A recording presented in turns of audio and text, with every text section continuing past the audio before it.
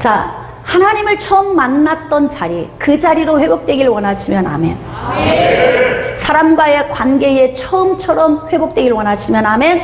아멘. 자, 여러분의 사업이 처음처럼 회복되길 원하시면 아멘. 아멘. 자, 여러분의 손으로 하는 모든 일뿐만이 아니라 여러분의 삶의 전반적인 모든 일에 처음처럼 회복되길 원하시면 아멘. 아멘. 여러분, 오늘은 하나님께서 주신 말씀을 통하여서 어떻게 하면 처음처럼 회복될 수 있는지 오늘 기도의 방법을 함께 나누도록 하겠습니다. 여러분, 결론부터 말씀드리면 우리가 처음처럼 회복하려면 부르짖는 기도를 해야 합니다. 자, 그렇다면 어떻게 부르짖는 기도를 해야 하며 무엇을 기도해야 하며 그리고 이 부르짖는 기도를 통해서 어떤 응답이 우리에게 주어지는지 기록된 말씀을 통해서 함께 은혜를 나누도록 하겠습니다. 여러분, 예레미야 33장으로 나아갑시다. 1절입니다. 예레미야가 아직 시위대 뜰에 갇혀 있을 때에 여호와의 말씀이 그에게 두 번째로 임하니라 이르시되, 여러분, 예레미야 선지자는 남유다 멸망하기 전 약 40여 년 동안을 하나님의 말씀을 받아서 예언을 선포했던 선지자입니다. 그러니까 유다 백성들이 다 자고 있어도 깨어있는 선지자들은 앞으로 일어날 일에 대해서 알게 되는 것입니다. 자, 제가 여러분들에게 몇 주 전에 가르쳐 드렸는데, 여러분, 성경에 기록된 말씀 가운데에서 우리가 알 수 없는 내용이 있다고 했어요. 무엇입니까? 미래에 대한 일을 우리가 알 수가 없어요. 물론 예수 그리스도가 재림해서 오시는 그 미래에 관한 부분은 우리에게 계시해 주셨지만 우리 인생의 삶에 또는 국가적인 또는 지구상의 내일 일어날 일들에 대해서는 성경을 통해서 우리가 알 수가 없습니다. 그래서 하나님께서는 우리에게 말씀을 통하여서 예언해 주시고 그 예언의 말씀을 선포하는 선지자를 통해서 우리가 또 말씀을 듣게 되는 것입니다. 그런데 지금 남유다의 멸망을 선포하는 예레미야에게 하나님의 말씀이 임하신 거예요. 자, 하나님이 임하셔서 어떤 말씀을 주십니까? 2절입니다. 이를 행하시는 여호와, 그것을 만들며 성취하시는 여호와. 자, 그 이름을 여호와라 하는 이가 이와 같이 이르시도다. 자, 이 말씀 속에 굉장히 큰 비밀한 내용들이 들어 있습니다. 자, 이를 행하시는 여호와, 이 말씀은 하나님께서 계획하신 것을 진행하시고 성취하시고 완성하시는 여호와, 그 의미가 들어 있습니다. 여러분, 여호와 하나님께서 세우신 계획이 무엇입니까? 천지 창조에 대한 계획이 있었습니다. 자, 그 계획 안에 주인공이 누구였을까요? 할렐루야, 사람이죠. 사람인 바로 나입니다. 하나님의 천지 창조 계획의 주인공은 바로 나인데, 하나님께서 엿새 동안 천지를 창조하시고 맨 마지막에 충만하고 정복하고 다스려야 하는 사람을 창조하신 것입니다. 누구 닮은 모양으로? 하나님 닮은 모양으로, 하나님 형상과 모양대로 사람을 창조하셨으니까 하나님이 사람을 보실 때 얼마나 사랑스러울까요?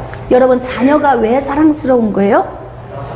그렇죠. 나를 닮아서. 옆집 아저씨 닮았다면 사랑스러울까요? 예, 문제가 있는 거죠. 나를 닮아서 사랑스러운 거예요. 그런 것처럼 하나님도 하나님의 형상과 모양대로 지은 사람을 볼 때 얼마나 인간을 보고 하나님의 그 심장이 뜨거워지는지, 하나님의 그 사랑의 열정이 오직 사람을 향해 타오르는 것입니다. 자, 그런데 그런 사랑을 받는 사람이 에덴 동산에서 하나님의 명령에 불순종하고 선과 악을 알게 하는 나무의 열매를 따서 먹음으로 말미암아 범죄하고 말았습니다.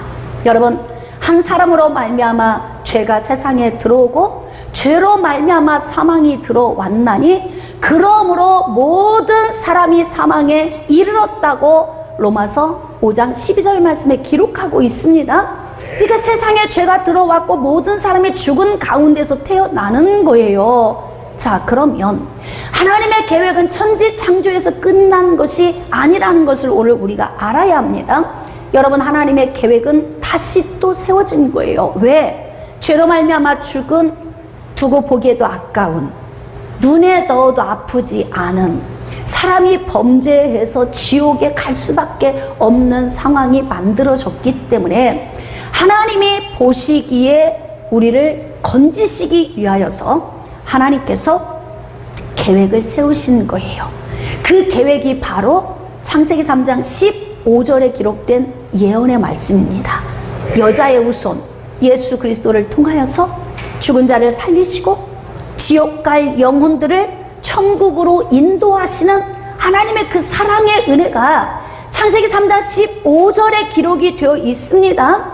그리고 하나님의 계획은 거기에서 끝난 것이 아니라 이 예언의 성취가 마태복음 1장 21절에 기록되어져 있고, 이 예언의 완성이 요한계시록 22장 20절에 기록이 되어 있는 것입니다. 자, 그 말을 다시 좀 정리하면 이 성경이 기록된 뼈대는 바로 예수 그리스도인데, 창세기 3장 15절에 오실 여자의 후손을 출발을 해서 성취하시는 마태복음 1장 21절에 오신 예수 그리스도, 그리고 완성 재림에서 오셔서 우리의 모든 구원의 완성을 이루실 다시 오실 예수 그리스도에 관해서 기록된 책이 바로 성경책입니다. 그러니까 하나님의 계획이 기록된 책이죠. 이 책 안에는 무수히 많은 하나님의 계획들이 기록되어 있습니다. 이 계획은 누구를 위한 것입니까? 다시, 자, 이 계획은 누구를 위한 것입니까? 그렇습니다. 나를 위한 것입니다.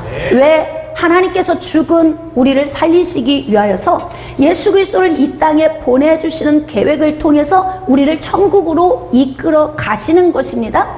그러니까 여러분, 이렇게 하나님의 놀라우신 계획을 행하시는 여호와, 그러면 여러분이 오늘 우리가 느낄 때 하나님의 나를 바라보는 그 심장의 온도가 어느 정도인지를 여러분이 느낄 수 있어야 합니다.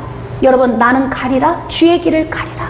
주님 발자취 따라 나는 가리라. 그 길은 고난의 길이지만 생명의 길이니까 나는 가겠습니다. 우리 지금 방금 고백을 하지 않았습니까? 이때 여러분의 마음이 뜨거워졌습니까? 왜 내가 그 길을 가야 하는가? 예수님은 왜 그 길을 가셨는가? 무엇 때문에 가셨는가? 바로 나를 살리기 위해서 가신 그 길, 우리는 우리 뒤에 오는 더 많은 죽은 영혼을 살리기 위해서 나도 통로가 되겠다고 지금 고백을 하지 않았습니까? 우리가 하나님의 이 말씀을 통해서 하나님께서 우리를 너무나 사랑하시는구나, 이걸 우리가 느낄 수 있어야 하는 거예요.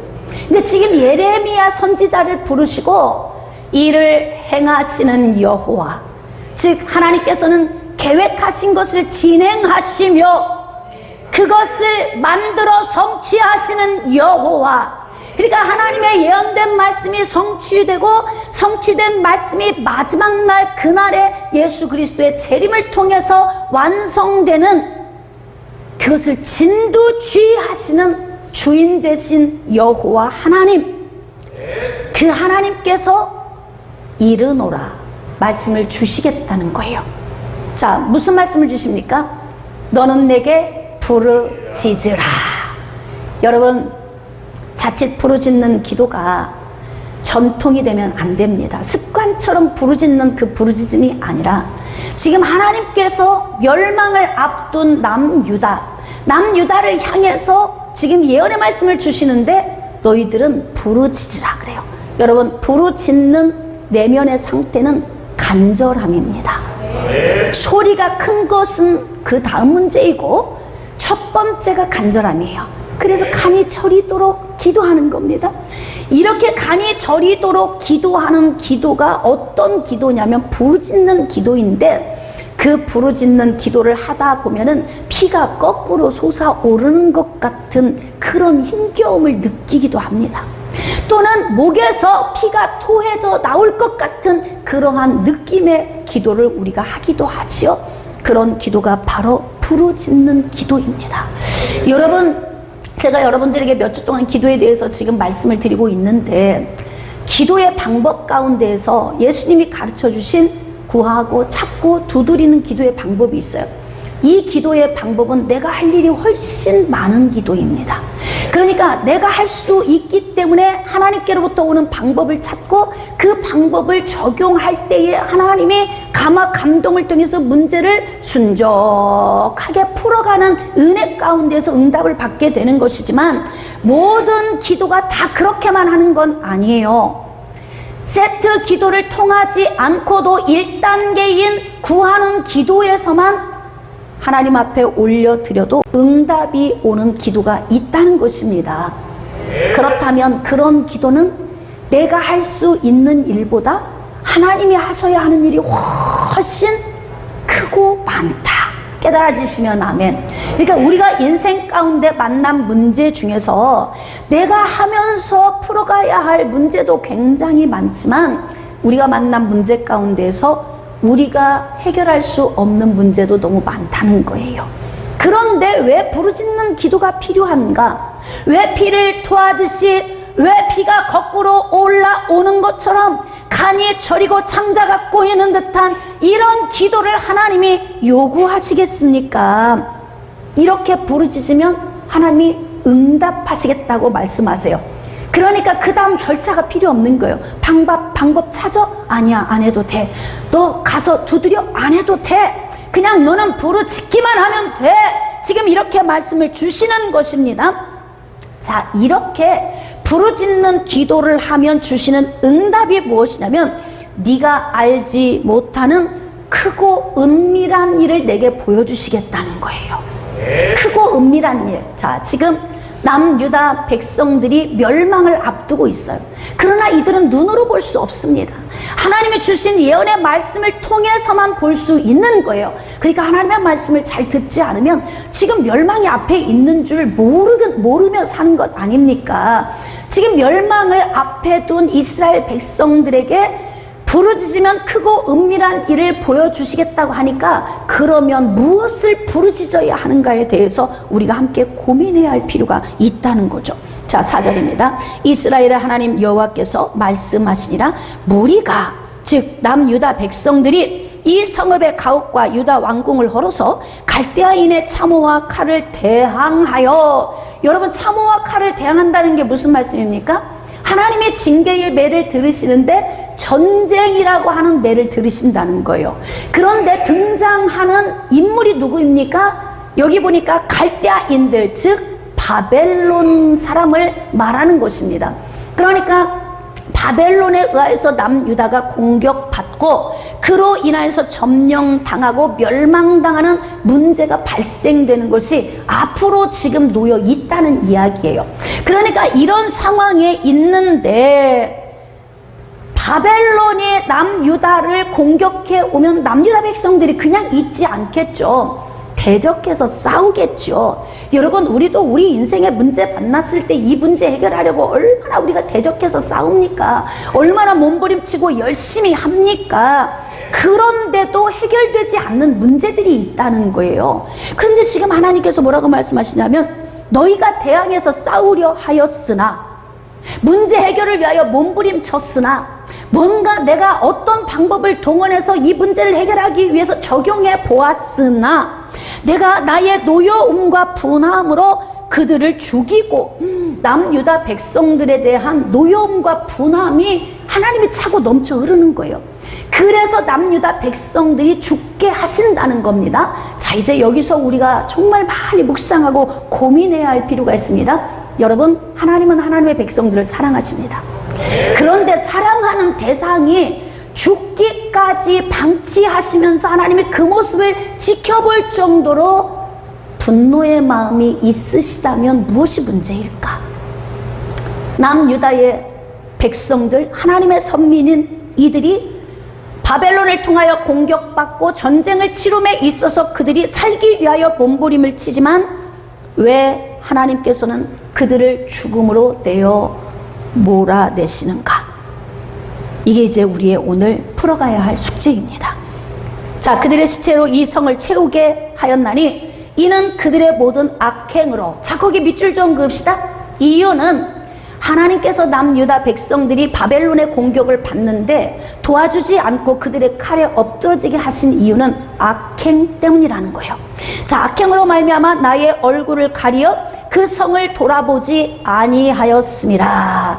여러분, 이사야 59장 1절로 2절 말씀에 여호와의 손이 짧아 구원하지 못하심도 아니요 귀가 둔하여 듣지 못하심도 아니라 오직 너희 죄악이 너희와 하나님의 사이를 갈라놓았고 너희 죄악이 하나님이 듣지 않으시게 하였다는 거예요. 그러니까 내가 칼을 들고 대항하고 바벨론과 싸워서 승리하려고 아무리 몸부림치는데 해결할 수 있는 힘도 없거니와 내가 그냥 패하고 만다는 것입니다.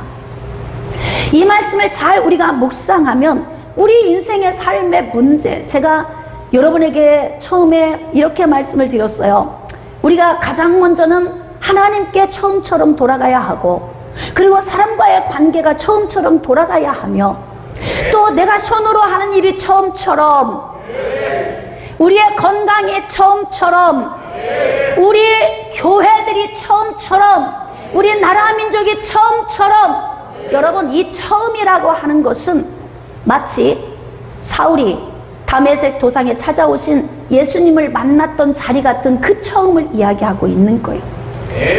우리를 찾아오신 하나님을 만난 그 다메섹의 자리, 그 처음의 자리를 우리가 사모해야 한다는 것입니다. 그런데 우리는 그 처음의 자리에서 너무 멀리 온 거예요.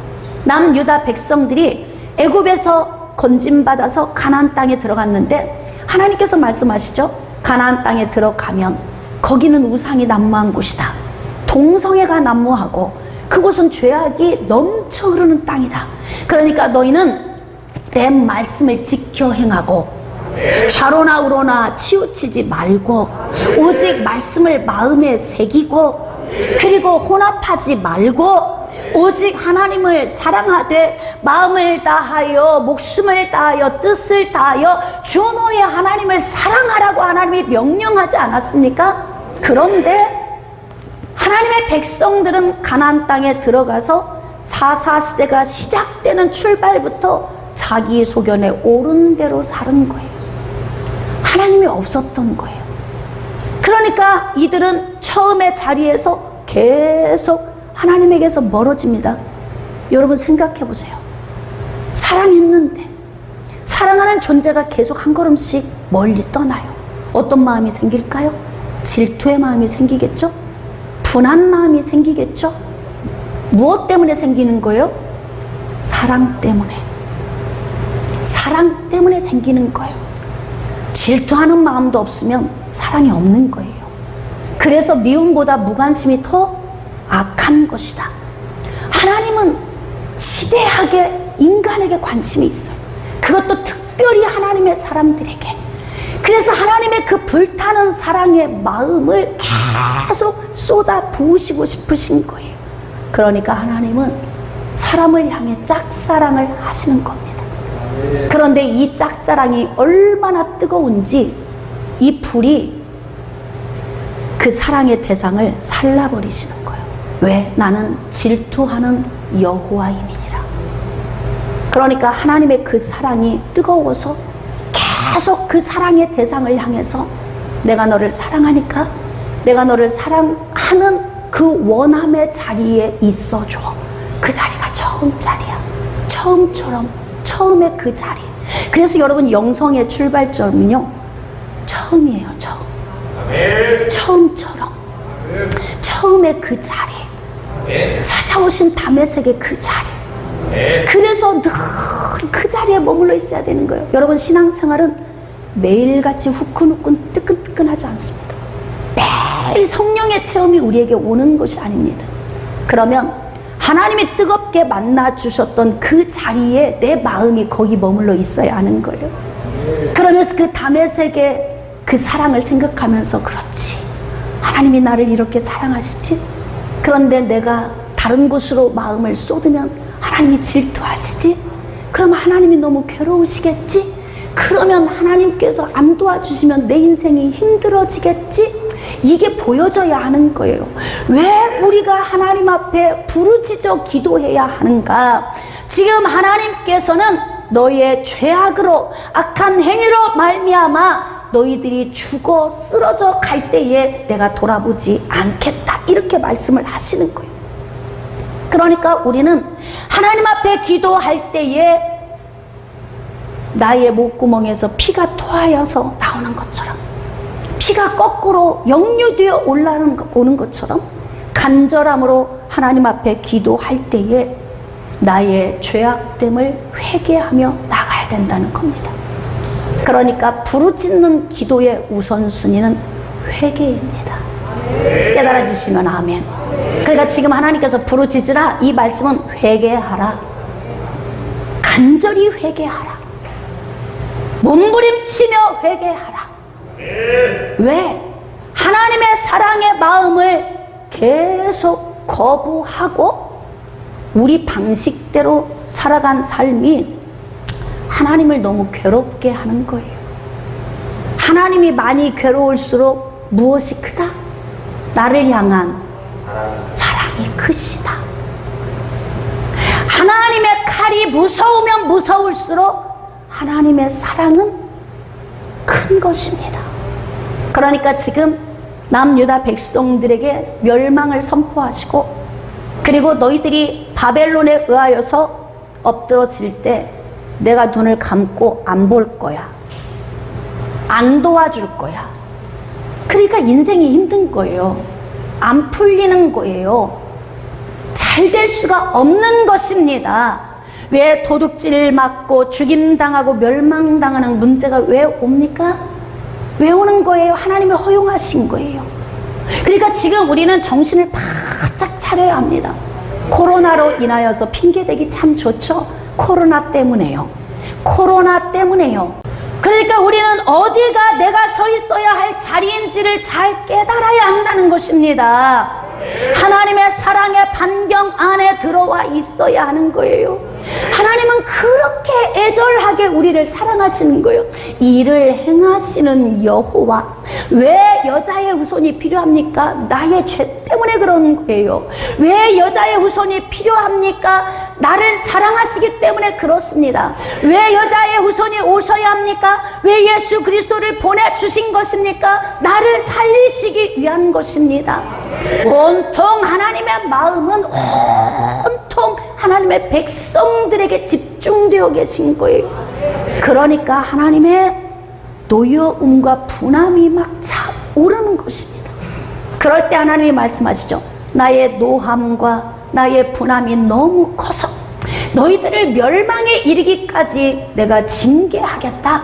그러니까 빨리 부르짖어 기도해. 빨리 회개하고 기도해.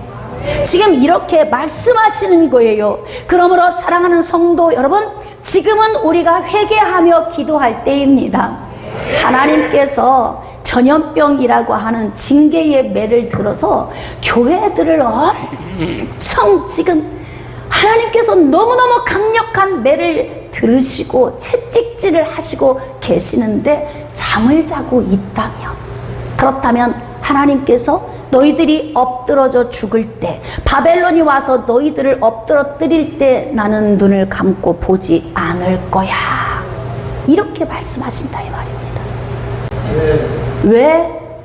나를 사랑하시고 예수 그리스도를 이 땅에 보내주셔서 십자가를 지시기까지 그 모진 고난과 그 조롱과 희롱을 견디며 나를 살리기 위해 예수님을 보내주신 그 하나님을 찬양하는데 왜 박수를 하지 못합니까? 왜 소리를 높여 하나님을 높여드리지 못하는 것입니까? 일주일에 1시간 주께 와서 드리는 것이 왜 그렇게 어려운 것입니까? 왜 그런 거예요? 처음에 자리에서 멀리 떠나는 거예요. 그런데 지금 하나님께서는 처음에 자리로 돌아가게 하기 위하여서, 즉 회복시켜 주시기 위하여서 지금 말씀을 주시는 거예요. 그러면 하나님께서 이렇게 부르짖으면 응답을 주시는데 크고 비밀한 일을 내게 보이리라고 하셨잖아요. 그럼 하나님, 내가 부르짖어 기도했더니 크고 비밀한 것을 보여주시는 것이 죽음입니까? 아닙니다. 하나님은 그런 하나님이 아니세요. 자, 6절입니다. 그러나 내가 이 성읍을 치료하며 고쳐 낫게 하고, 할렐루야. 어떻게 하면? 부르짖으며 응답을 주시겠다는 거예요. 근데 그 응답이 바로 무엇이냐면 치료하시고 고쳐주셔서 낫게 해주신다는 것입니다. 그래서 바로 부르짖는 기도는 내가 할 일이 없어요. 나는 무엇만 하면 되냐면 처절하게 회개만 하면 되는 거예요. 처절하게. 요즘은 SNS 시대입니다. 댓글들을 보면 참 인간은 악하다. 왜냐하면 여러분, 자기 자신이 악하다는 걸 모르고 사는 사람들이 태반입니다. 자기 자신이 악하면요, 남을 정죄할 수가 없어요. 내가 악하다는 걸 아는 사람이 어떻게 다른 사람을 정죄하겠습니까? 그런데 내가 악하다는 것을 생각하지 않으니까 정죄하는 거예요. 그런데 그 SNS의 댓글들을 보면은 소름이 끼칠 정도로 악하다, 이런 느낌이 드는 댓글들이 정말 많습니다. 여러분, 우리가 예수 그리스도 안에 구원받았지만 우리 안에는 여전히 그런 악함이 존재하고 있습니다. 그래서 우리는 우리의 삶 속에서 매일같이 이러한 악한 삶을 적용하며 살게 되는 거죠. 참, 우리가 얼마나 거짓되고 위선적인 삶을 우리가 삽니까? 우리는 그런 존재들입니다. 자, 그럼에도 불구하고 하나님이 사랑하셔서 그 사랑의 마음을 좀 표현하고 싶은데 받아줄 존재가 없다면, 하나님께서 지금 사랑을 표현하시고 싶으실 때 그 사랑을 받아주고 함께 사랑을 나눌 수 있는 존재가 우리가 되어준다면 하나님이 얼마나 기뻐하시겠습니까? 그러니까 오늘도 하나님께서 우리에게 나는 너하고 사랑하고 싶다. 그래서 내가 징계의 매를 들지만 너희들이 부르짖어 기도하면 내가 치료하고 고쳐줄게. 치료하고 고쳐줄게. 회복하기를 원하시면 아멘.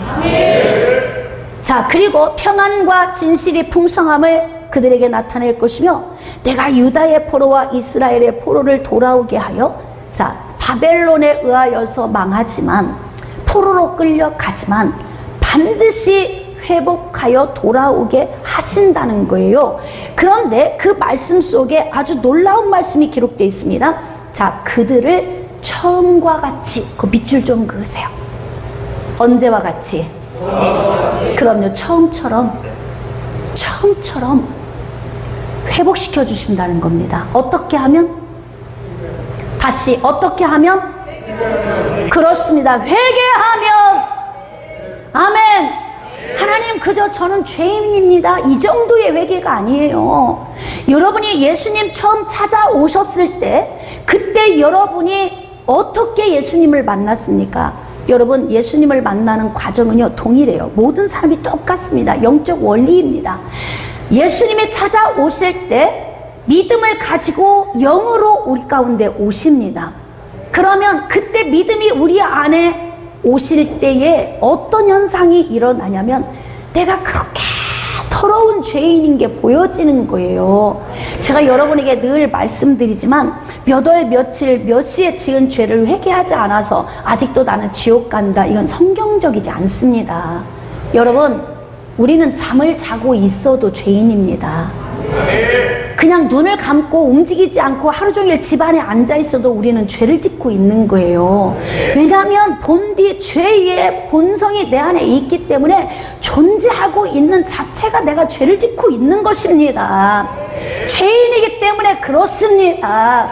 그러기 때문에 몇 월 며칠 몇 시에 지은 이 죄를 어떻게 낱낱이 내가 주님 앞에 회개하며 나갈 수 있겠습니까? 그러면 우리가 회개하는 것은 무엇입니까?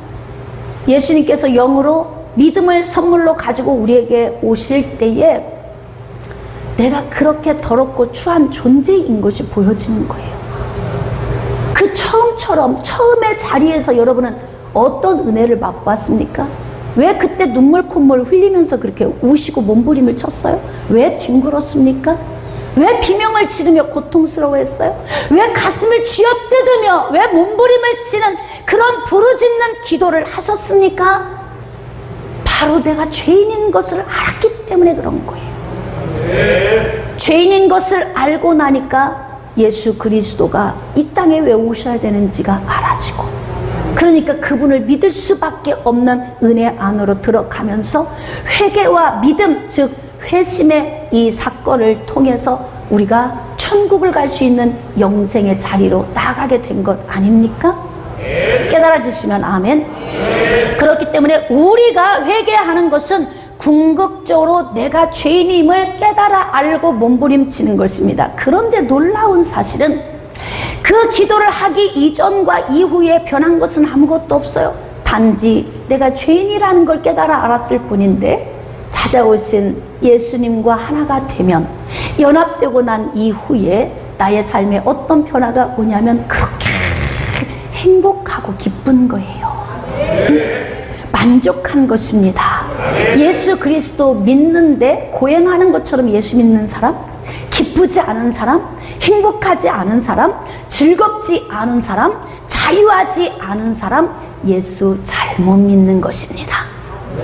그러니까 오늘도 나와서 하나님 앞에 기도를 하는데 그렇게 하나님의 시선이 느껴지는 거예요. 여러분, 하나님은 이렇게 전쟁이라고 하는 징계의 매를 통해서 너무너무 아프게 때리시지만 얼마큼 우리를 사랑하시는 줄 아십니까? 제가 14년 만에 첫 아이를 낳고, 그리고 아이를 양육하는데 어느 날 감기 걸린 거예요, 아기가. 그래서 막 열이 펄펄 끓어올라요. 그러니까 옷을 다 벗겨놓고 물로 막 찜질을 해주면서 날밤을 새우는 거예요.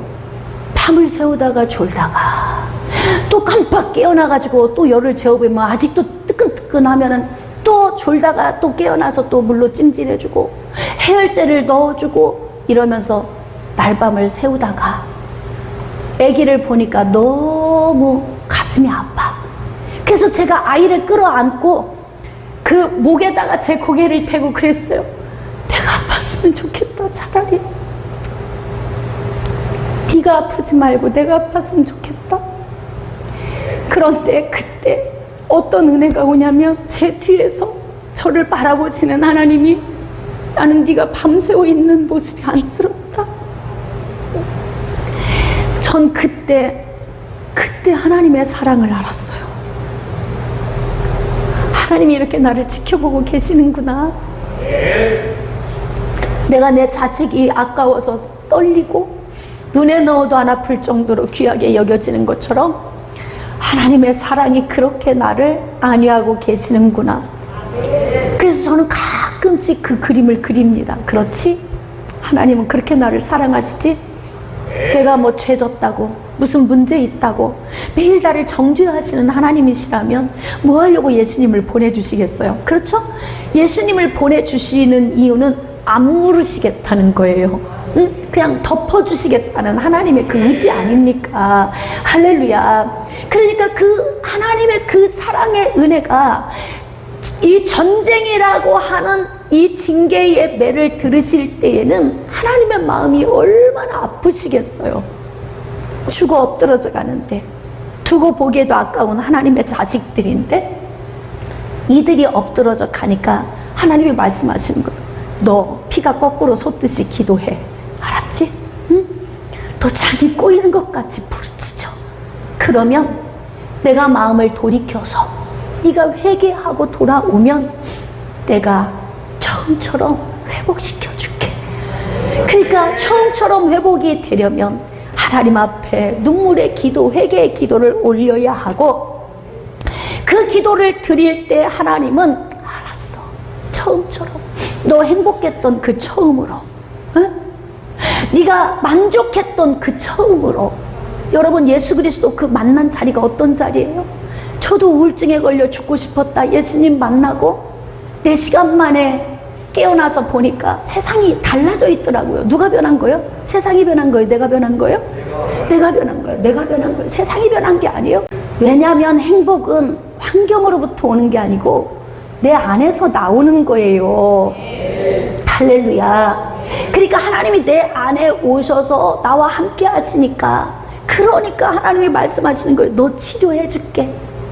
너 지금 갈급한 심령에 내가 채워줄게. 네 곤고한 마음에 내 영을 부어줄게. 그래서 하나님이 고쳐서 낫게 하시겠다고 말씀하시는 거예요. 그러니까 여러분이 하나님의 사랑을 깨달아 알려면 내가 내 자녀들을 바라보는 시선을 좀 바라보세요. 요즘에는 왜 이렇게 자녀들을 죽이는 부모가 그렇게 많은지 너무 가슴이 아파요. 응? 두고 보기에도 아까운 자식들을 어째서 그렇게 굶기고 때려서 그렇게 자녀들을 세상을 떠나게 하는지 너무 가슴이 아파요. 여러분의 하나님의 사랑이 우리 안에 임하시기를 소망합니다. 그 하나님의 사랑이 막 느껴지니까 너무 감격이 되는 거예요. 너무 감격.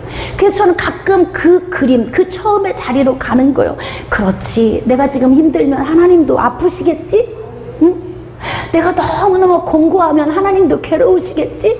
여러분, 사랑하는 사람이 아프고 힘든데 사랑하는 사람이 바라보면서 안 힘들면 그건 거짓 사랑 아닙니까? 응? 그러니까 하나님께서는 이렇게 곤고한 중에 포로로 끌려간 유다 백성들을 70년 만에 다시 돌아오게 해 주신다고 지금 약속의 말씀을 주시는 거예요. 그것을 하나님은 그렇게 말씀하시죠. 처음과 같이 세울 것이며 내가 그들을 내게 범한 그 모든 죄악에서 정하게 하며 그들이 내게 범하며 행한 모든 죄악을 사할 것이다. 할렐루야. 거기까지 죄악을 사할 것이다. 그냥 치료만 하시고 고쳐주는 데서 끝나는 것이 아니라 너희들의 모든 수치 내가 가려줄게. 가려줄게. 오늘 찬양했잖아요. 나는 가리라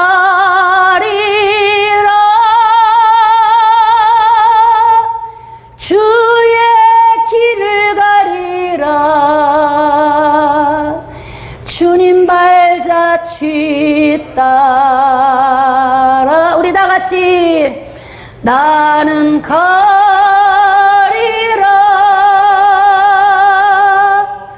나는 가리라 아멘. 주의 길을 가리라 주의 길을 가리 아멘.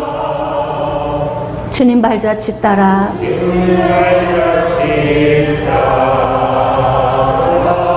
나는 가리라 나는 가리라.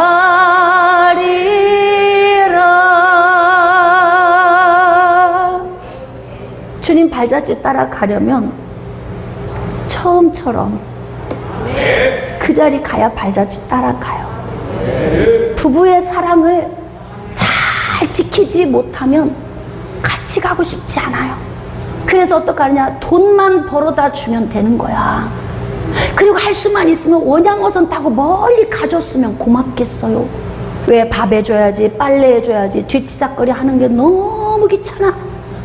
그러니까 돈만 줬으면 좋겠는 거예요. 그렇게 사는 부부들이 얼마나 많습니까?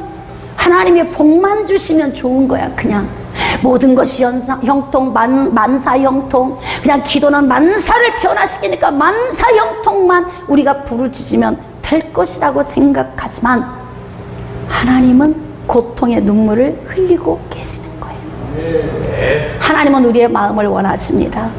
너희가 입술로는 나를 공경하지만 마음이 내게서 멀도다. 마음이 멀도다. 그러니까 오늘 우리가 부르짖어 기도해야 할 것은, 오늘 애통하며 회개하며 기도해야 할 것은 내가 처음의 자리에서 너무 멀리 가 있는 우리의 삶.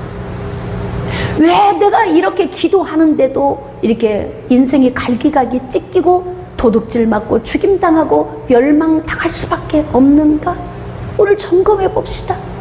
여러분, 우리 안에 하나님의 은혜가 느껴지십니까? 코로나가 어떻게 하나님과 나와의 사랑의 관계를 막을 수 있을까요? 네? 여러분 어떻게 생각하세요? 코로나가 하나님과 나와의 사이를 막을 수 있어요? 막을 수 있습니까?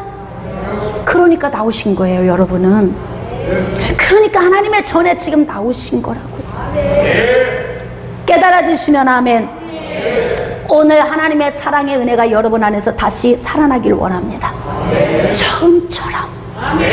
여러분, 우리가 사업을 시작할 때에도 처음 마음이 어떻습니까? 내가 꼭 성공시키리라, 이 마음으로 시작하잖아요. 네? 남자와 여자가 한 몸을 이루고 사랑하며 가정을 이룰 때 어떻게 말합니까? 흰머리가 밥풀이 될 때까지 살리라, 이렇게 다 출발하잖아요. 그런데 처음의 마음을 다 잃어버리는 거예요. 그러니까 인생이 망하는 것입니다. 지금 하나님께서는 처음과 같이 우리를 회복시켜 주겠다고 말씀하시니까 우리는 부르짖어 기도해야 합니다. 애통하며 기도해야 합니다. 그리고 우리의 죄악된 하나님의 은혜 안에서 멀리 멀어져 있어 무뎌진 우리의 자신을 쳐서 복종시키며 하나님 앞에 기도하며 나아가야 된다는 거예요. 자, 10절과 11절.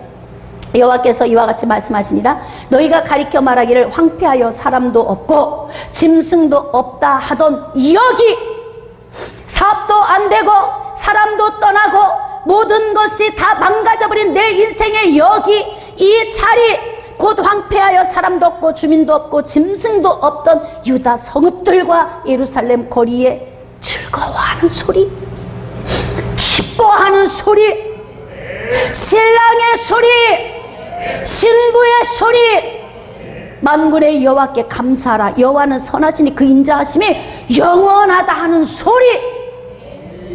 여러분, 우리가 하나님을 사랑하는 이 온도를 어떻게 측정할 수 있는 줄 아십니까? 찬양이에요. 찬양 불러보면 알아요. 제가 앞에서 찬양 드릴 때 여러분의 모습을 보면은 일주일 동안 어떻게 살았는지 알 수 있어요. 왜 그런 줄 아십니까? 찬양은 하나님을 향한 나의 세레나데예요. 사랑의 고백입니다. 그런데 이 사랑의 고백을 하는데 무덤덤해. 아무 느낌이 없는 거예요. 우리가 인생 살면서 그러죠. 여보, 나 사랑해? 뭘 그걸 말로 해야 알아? 말로 해야 알지. 우리는 인간이니까 말로 해야 알죠. 어떻게 알아요? 그러니까 마지못해서 사랑해? 얘기했어요. 영혼이 없어. 그 안에 영혼이 없는 거예요. 마지못해 하는 사랑해라고 고백하는 그 소리를 들으면 사랑하지 않는구나 알죠? 하나님도 어떻게 아시는 줄 아세요? 나는 가리라 다 찬양하는데 왜 너만 이렇게 싸늘하니? 다들 심령이 뜨거워서 나를 향한 사랑의 불이 타오르는데 너는 왜 이렇게 냉랭해? 하나님이 우리를 보시면서 말씀하시는 거예요. 여호와의 눈은 온 땅을 두루 감찰하시면서 전심으로 자기를 향하는 자를 위하여 능력을 베푸시기 때문에 우리가 기도할 때도 찬양할 때도 하나님은 우리를 지켜보십니다. 정 어수선하고 그냥 안정이 안 돼 있어도 그냥 주님 기도하고 바라는 거예요. 오늘 아침에도 제가 강단에 앉아서 기도하는데 그러니까 벌써 제가 설교할 때 눈물 흘리는 날은요, 설교하다 눈물이 오는 게 아니에요. 이미 와 있어. 은혜가 이미 와 있는 거예요. 하나님 감사합니다. 그 하나님의 그 사랑의 은혜 오늘 나에게 주시는군요. 그러면 그날은 여지없이 말씀을 할 때 이 눈물이 막 흐르는 거예요. 감격해서. 저는 여러분들이 슬픔의 눈물이 아닌 감격의 눈물을 흘릴 수 있길 원해요. 그러니까 제발 예배 끝나고 나서 목사님 무슨 일 있으세요? 왜 우셨어요?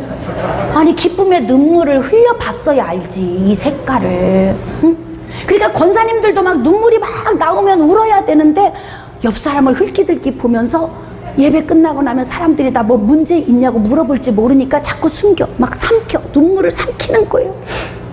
눈물이 날 땐 울으세요. 감격의 눈물 주께 보여드리세요. 그리고 제발 예배 끝나면 묻지 마세요. 권사님 무슨 일 있어? 내 식으로 이야기하지 말고 오늘 하나님이 은혜 주셨구나 이렇게 깨달아 알아야 한다는 거죠. 그런데 여기엔 지금 처음처럼 하나님이 회복시켜 주실 때는 어떤 현상이 우리에게 나타나냐면 여호와께 감사하라. 여호와는 선하시니 그 인자하심이 영원하다 하는 소리. 그 그 소리가 회복이 된다는 거예요. 그러니까 교회가 회복되는 증상은 어디에서 나타나느냐? 찬양입니다. 두 번째는 기도입니다. 세 번째는 여러분의 아멘 소리입니다. 네 번째는 말씀을 사모하는 것입니다. 그러니까 이런 현상이 있는데 사랑하는데 어떻게 눈빛이 날카로울 수 있으며 사랑하는데 어떻게 말이 날카로울 수 있겠습니까? 사랑하면 눈빛이 호수같이 된다고 하잖아요. 사랑하면 말이 막 흐물흐물해진다고 그러잖아요. 그러니까 하나님께서도 그 원리를 아시는 거예요. 너희들이 사랑하면 감사하는 소리, 여호와를 찬양하는 소리, 하나님께 영광 돌리는 소리, 그 소리가 지난날처럼 회복되리라. 지난날처럼 회복되리라. 우리는 1년이라고 하는 시간 동안에 코로나로 인해서 너무나 위축돼 있어요. 삶도 위축돼 있고, 경기도 위축돼 있고, 나라도 위축돼 있고, 사람과 사람의 교제도 다 위축돼 있어서 예배 드리러 온 여러분들을 보면은 마치 그 새장에 들어있는 새 같은 느낌. 그러나 사랑하는 여러분, 그 새장에서 나오십시오. 그리고 오늘도 하나님을 마음껏 예배하십시오. 하나님을 높여드리세요. 그런데 이는 내가 이 땅에 포로를 돌려보내요. 아주 중요한 말씀 있죠? 포로를 돌려보내요. 거기에 밑줄 그으세요. 지난날처럼, 처음 만났을 때처럼, 사업을 처음 시작할 때 상태처럼, 예수님이 나를 찾아오셨을 때처럼 그렇게 회복시켜 주신다는 겁니다. 언제? 부르짖어 회개하며, 할렐루야. 회개하며 부르짖어 기도할 때, 그리고 우리의 마음이 하나님을 향할 때, 그때 하나님이 처음처럼 지난날처럼 우리를 회복시켜 주신다고 하는 거예요. 그러니까 여러분이 처음처럼 되돌아가고 싶다면 여러분은 회개에 애통하는 눈물을 흘리며 부르짖는 기도를 하셔야 한다는 것입니다. 할렐루야. 말씀을 좀 정리하도록 하겠습니다. 여러분, 우리 인생의 삶에 어떤 일이 우리 앞에 다가올지 우리는 알 수 없습니다. 유다 백성들이 멸망을 앞두고 있지만 깨어나지 못한 것처럼 우리도 지금 그렇게 살고 있는지 모르겠습니다. 우리는 현 시점에 전염병이라고 하는 징계의 매를 하나님이 들으셔서 지금 우리에게 채찍을 가하고 계시는데도 불구하고 우리가 애통하며 회개의 기도를 드리며 하나님께로 우리의 마음을 향하지 않는다면 우리는 반드시 포로로 끌려가는 이러한 문제에 봉착하게 될 것입니다. 그러니까 그런 문제 오기 전에, 유다 백성들처럼 포로로 끌려갔다가 돌아오기 전에 우리는 이 자리에서 처음처럼 회복합시다. 그렇게 되길 원하시면 아멘. 여러분의 인생의 삶의 매 순간 애통하고 회개하며 부르짖어 기도함으로 하나님이 원하시는 처음처럼의 자리, 그 자리로 나아가는 은혜가 있으시기를 주님의 이름으로 축복합니다.